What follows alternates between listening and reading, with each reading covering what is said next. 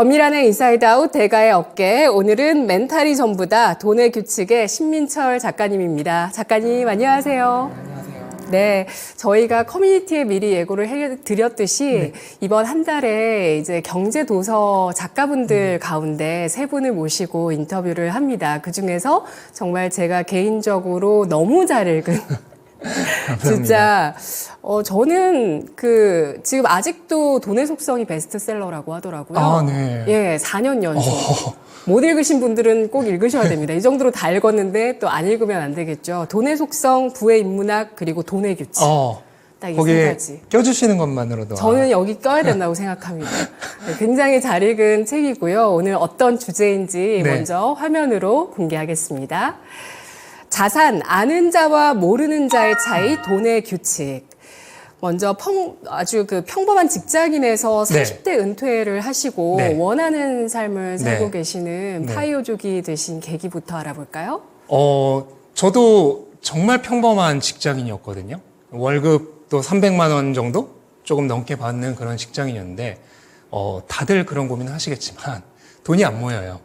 아무리 열심히 소비를 줄이고 저축을 하고 해도 내가 돈을 모으는 속도보다 집값이 달아나는 속도가 더 빠르죠.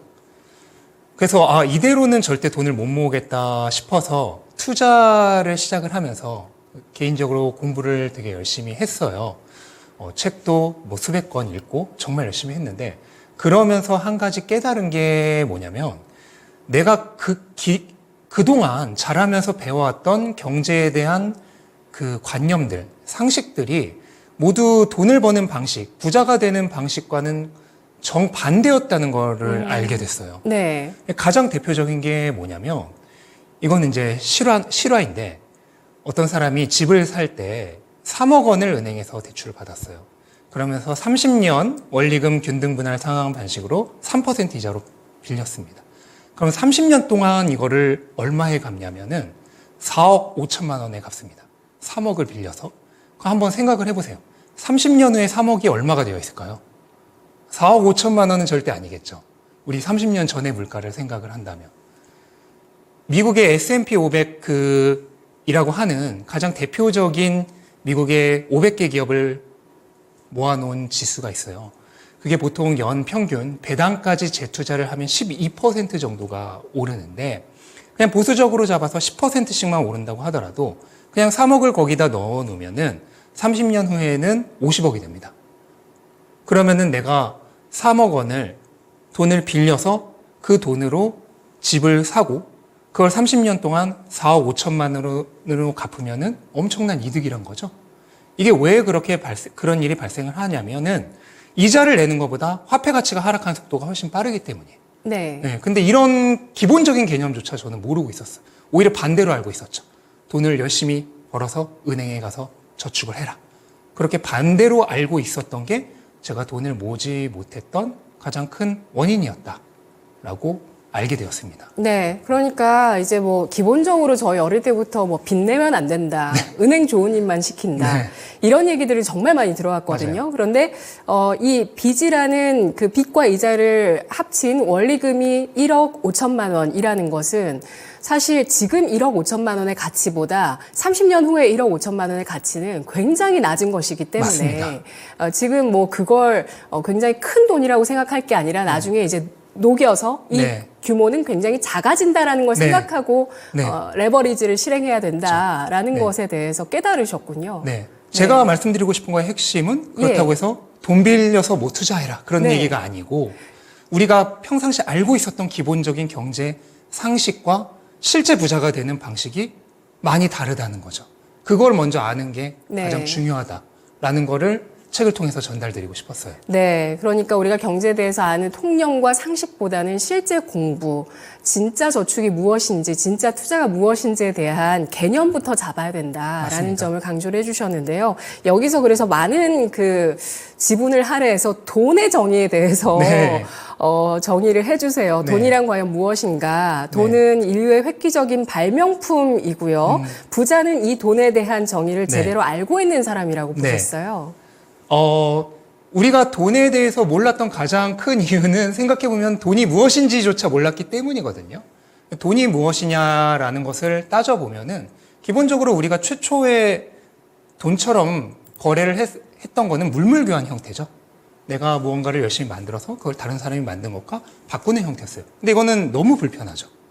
왜냐하면 서로 바꾸려고 하는 게 맞지 않으면은 물물교환이 성립이 안 되고 또 같은 장소에서 만나서 교환을 해야 되고 또 금액의 크기가 다르면은 교환하기가 어렵죠. 한 명은 집을 사고 싶은데 한 명은 연필을 사고 싶다면 거래가 안 되죠. 그러니까 이거는 너무 불편하니까 그냥 만인이 공통적으로 원하는 것을 돈으로 하자라고 해서 사회적인 약속을 가지고 물물교환하던 형태를 하나의 대표적인 상징으로 만든 게 돈입니다. 그래서 이 돈이 기본적으로는 무엇이냐고 하면은 내가 물물교환 시대에 내가 다른 사람과 교환하기 위해서 만들었던 어떤 상품이나 서비스, 그러니까 가치가 되겠죠?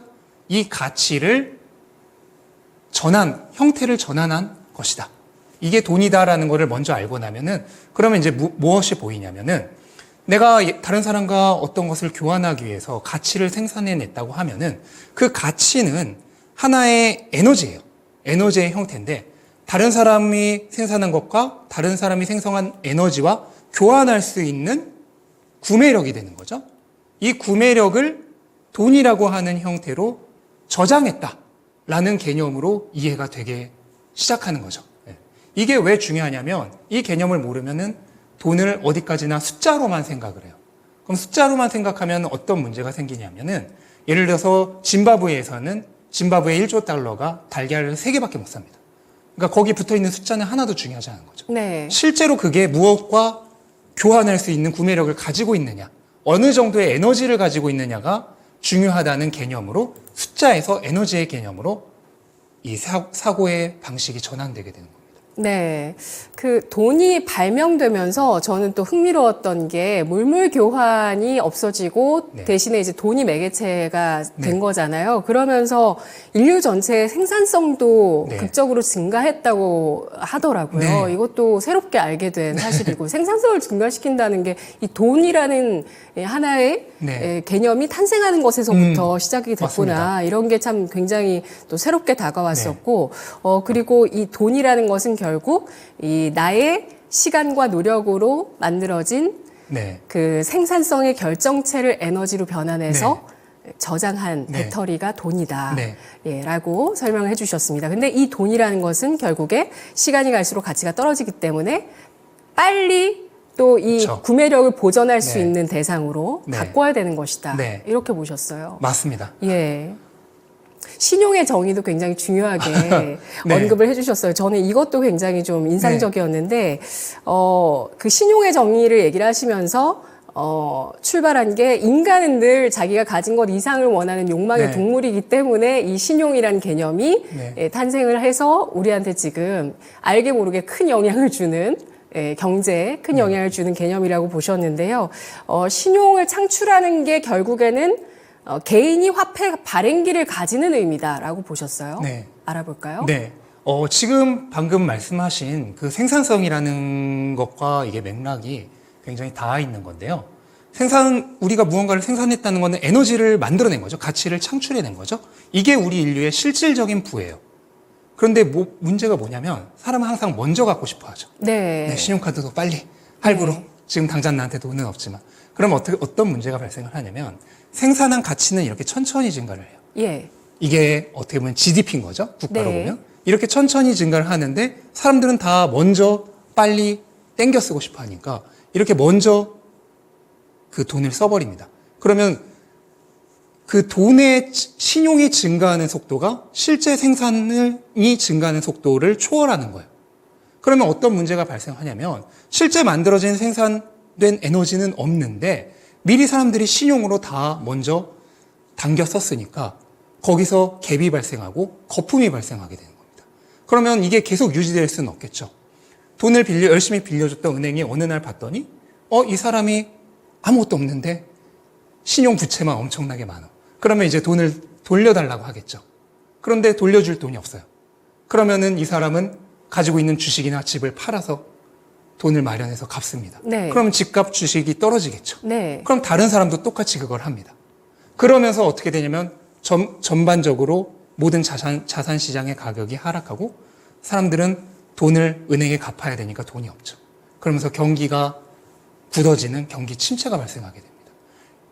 이렇게 경기의 흐름이 발생하는 것 자체가 이 인류의 욕망, 그리고 항상 생산된 것보다 더 많이 미리 당겨 쓰고 싶어하는 그런 인간의 기본적인 본성에 의해서 일어난다라는 것을 알고 나면은 경제의 이 흐름을 어느 정도 이해할 수 있게 되는 거죠. 네, 결국에 신용에 따라서 경제 사이클이 형성이 된다라는 또 설명으로 이어집니다. 이거는 뭐 레이 달리오였나요? 레이 네. 달리오도 신용 사이클 그쵸. 네. 설명을 굉장히 네. 어렵게 네. 해주셨는데 그분 같은 경우는 네. 이제 되게 길게 많이 봤어요. 짧게는 한 8년 정도로 보고 네. 길게는 이제 수십 년에서 거의 100년까지로 봤는데 지금 최근의 추세는 조금 더 그게 짧아졌어요.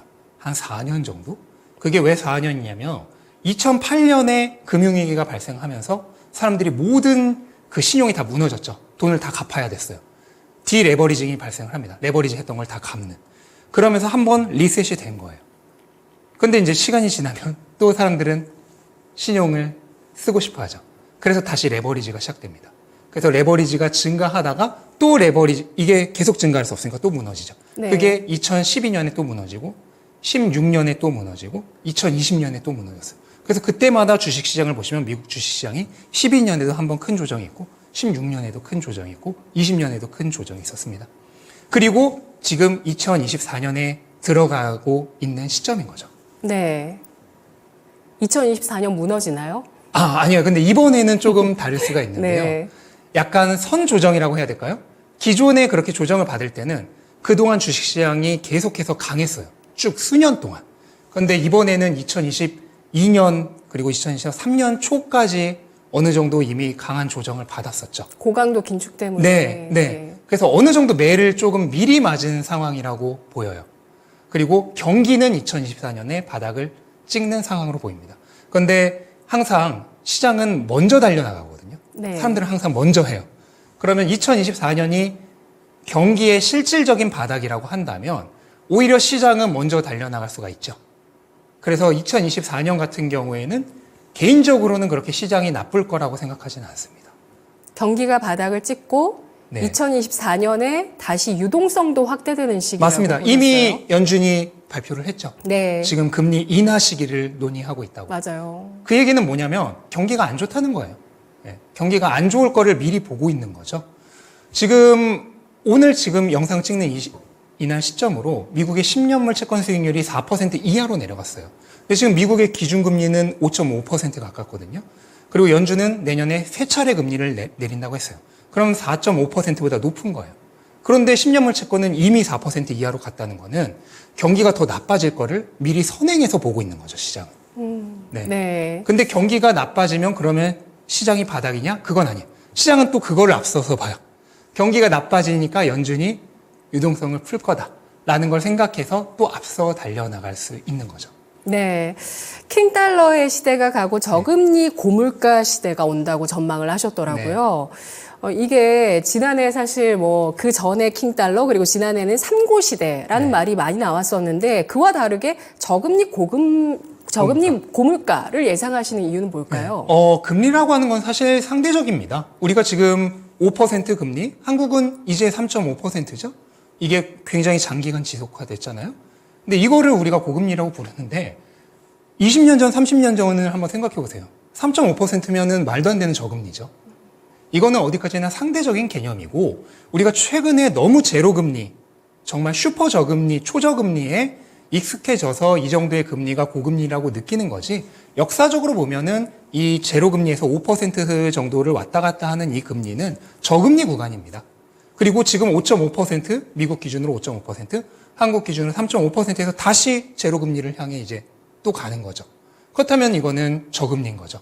하지만 지금 물가가 작년에 9%까지 미국 기준으로 9%까지 올랐고 현재도 연준이 생각하는 근원 PCE 물가 기준으로는 3.5%인데 물가 목표인 2%보다 한참 높죠.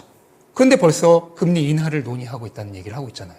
그럼 여기서 금리가 내려가게 되면 어떻게 될까요?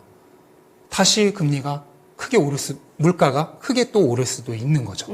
네. 실제로 1970년대에 그런 일이 일어났어요. 1970년대 중반에 물가가 10%를 넘어가니까 금리를 10% 이상으로 올렸습니다. 그랬더니 물가가 빠르게 하락했죠. 그랬더니 다시 금리를 내렸어요. 그랬더니 이번에는 이전보다 물가가 더 올랐어요. 15%까지 올랐거든요. 그래서 결국은 금리를 20%까지 올려야 했어요.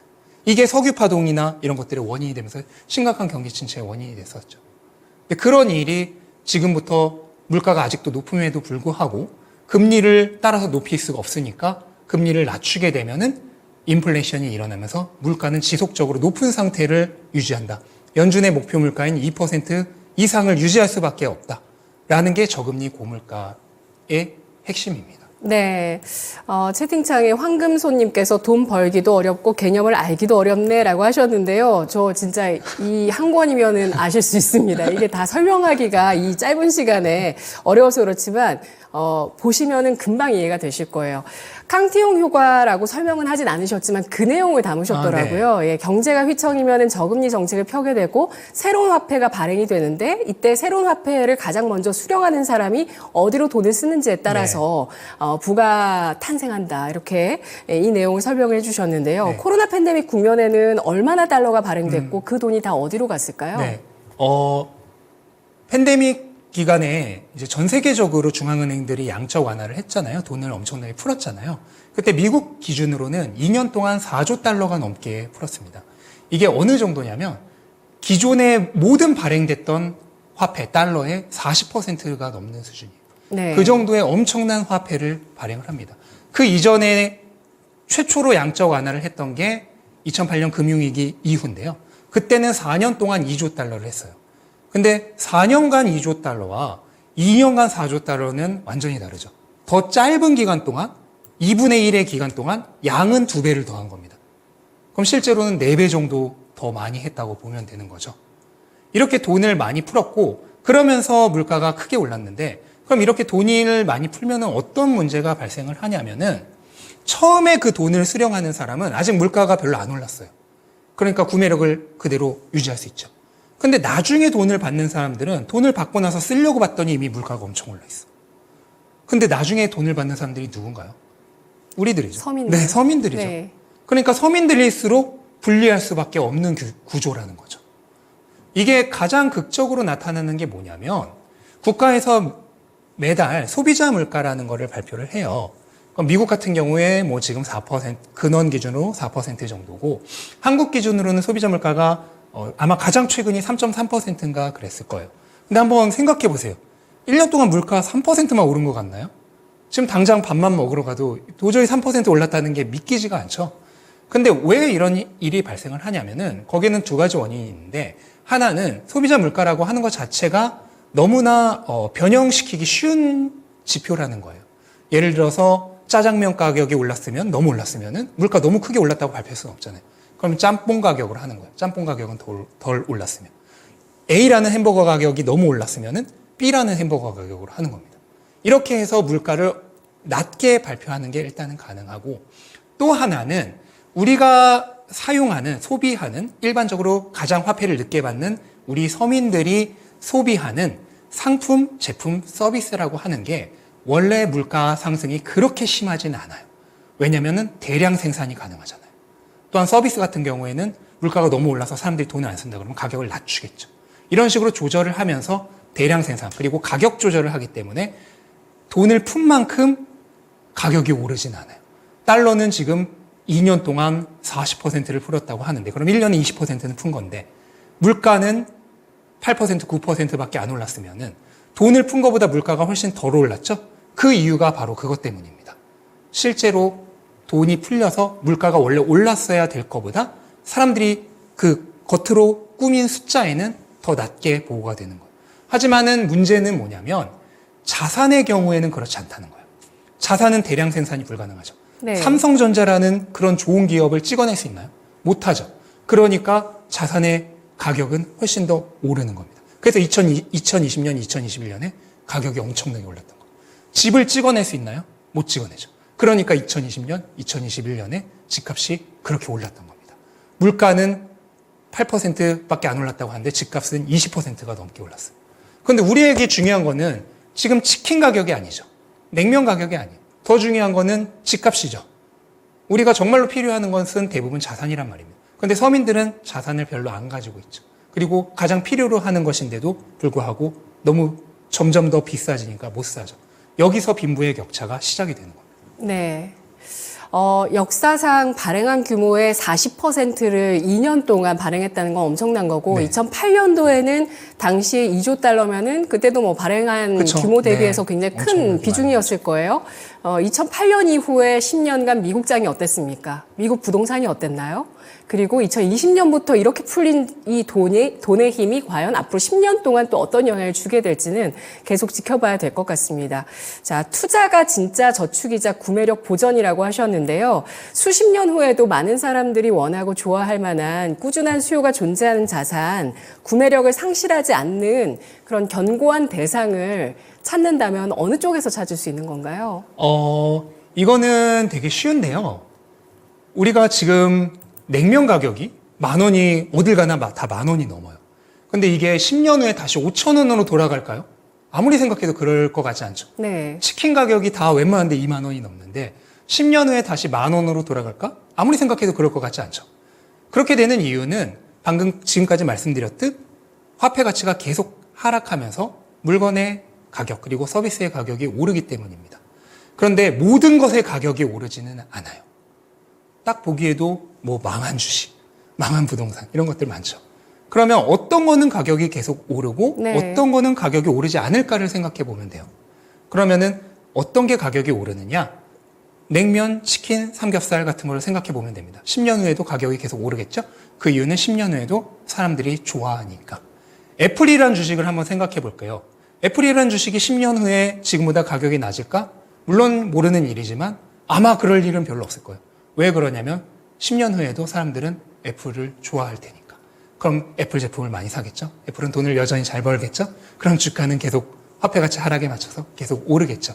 이처럼 사람들이 계속 좋아하는 것, 사람들이 좋아한다는 것은 결국 사람들에게 가치를 제공하는 겁니다. 그게 돈이니까. 사람들에게 가치를 제공한다는 것은 실질적으로 유용성이 있거나 또는 사람들의 감정을 기쁘게 해주는 것, 호감을 얻을 수 있는 것들이에요. 이런 것들은 아무리 시간이 지나도 가격이 하락하기는커녕 계속 오를 거라고 생각할 수 있겠죠. 네. 자, 이렇게 내가 버는 돈을 빠르게 이런 물가 상승의 시대에는 잘 분류해서 잘 전환을 시켜 두셔야 되는 건데요. 내년 투자 전망해 보도록 하겠습니다. 금융시장 내년도 전망해 주시고 유망한 투자처 어디라고 보시는지 말씀해 주시고 네. 또 어떤 자산에서 많이 버신 거예요? 그게 여기 없거든요. 아, 네. 그래서 네, 네. 2024년 같은 경우에는 방금도 말씀드렸듯이 경기가 좀 안 좋을 가능성이 있어요. 다만 지금 전문가들은 경기 침체까지는 아니고 그냥 약한 경기 약세, 하락 정도, 연착륙이라고 우리가 표현을 하죠. 그 정도라고 보고 있는데 만약 그 정도에서 끝나면서 금리 인하가 시작된다면 저는 전반적으로 위험자산 시장 다 좋을 거라고 봅니다. 주식도 마찬가지고. 다만 주식의 경우는 여전히 좀 불안해요. 왜냐하면 연준은 연착륙이니까 금리 3번만 내린다고 하는데 시장은 지금 6번 내린다고 보고 있어요. 그 얘기는 뭐냐면 연준이 말하는 것보다 경기 더 안 좋을 수 있다고 보는 거예요. 그럼 경기가 안 좋으면 주식시장은 좀 흔들릴 가능성이 있어요. 왜냐하면 기업들이 돈을 못 버니까. 그래서 실제로 과거에 금리가 인하될 때 주식시장이 좀 안 좋았던 겁니다. 근데 이번에는 이제 연착륙이니까 아니라고 말은 하는데 조금은 불안한 거죠. 그러면 그럴 때 어떤 자산이 좋냐라고 얘기를 한다면은 상품 자산이 저는 좋다라고 생각합니다. 상품 자산이라고 하면은 가장 대표적인 것은 금입니다. 가장 보수적인 포지션이죠. 그리고 또 하나는 비트코인입니다. 이게 새로운 금, 디지털 골드죠. 그래서 저는 이 두 가지 상품 자산이 아무래도 경기에 대한 불안이 있는 2024년에는 조금 좋을 수 있다라고 보고 있습니다. 네, 알겠습니다. 돈과 신용, 돈의 규칙이라는 개념을 탑재시켜 드릴 그 내용이 들어있는 책을 여러분께 또 선물로 드리니까요. 커뮤니티에 이벤트 확인해 주시기 바라겠습니다. 고맙습니다. 감사합니다.